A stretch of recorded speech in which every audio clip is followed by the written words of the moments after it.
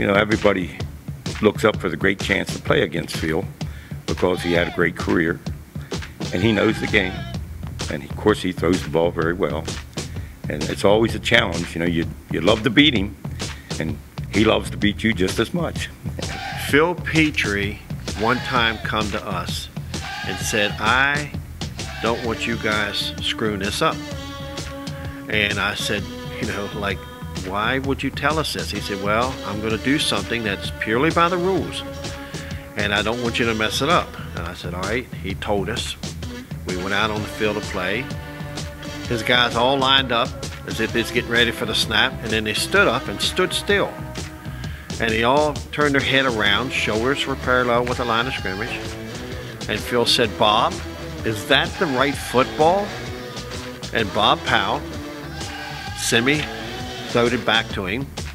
And Phil said, after inspecting it, yes, it is. Well, what no one knew except for the officials, that Mike Cunningham was doing a fly pattern. He was the only one moving on the field, except for the officials that knew what he was doing. And Phil threw a 70-yard touchdown pass, and the opposing team was ready to kill us. Phil Petry, primary position was quarterback, assistant coach. Yeah, I played originally for John R. Oliver back when it was six-man, and then Wright Gardner.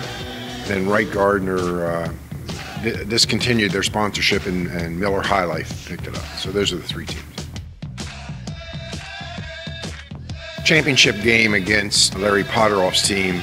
Larry's team went up 21-0, and they, at the halftime, which was very unusual for us not to score, they kicked off to us, and we went down and scored our first touchdown early in the third quarter. Mike Brashears was kind of in charge of special teams, and told him to go for two.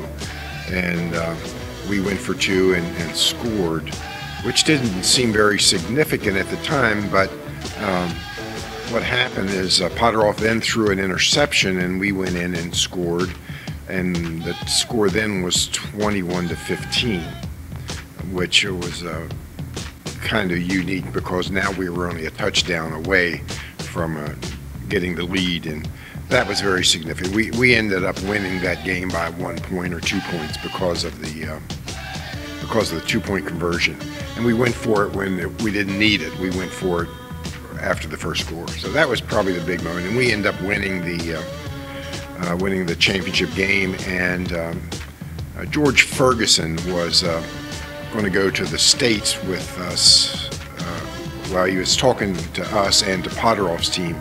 And when it was 21-0, he went over on the other sideline. And then at the end of the game, he said, yeah, we'll play with you guys. So he'll play with us. So that I guess, was, in my own mind, the fact that the call was made, and we put a lot of pressure on him by getting that 2 points. It seemed insignificant, but a couple of plays later, it was not. A lot of the teammates that I had for Miller especially were extremely good athletes, and we had one heck of a team as far as athletes were concerned. And you know, I could name just about everybody that was on the starting offense and defense for several years that made us successful. We were in the championship game, I think, just about every year, as many years as I can remember anyway. And we won most of them. Potteroff would beat us once in a while.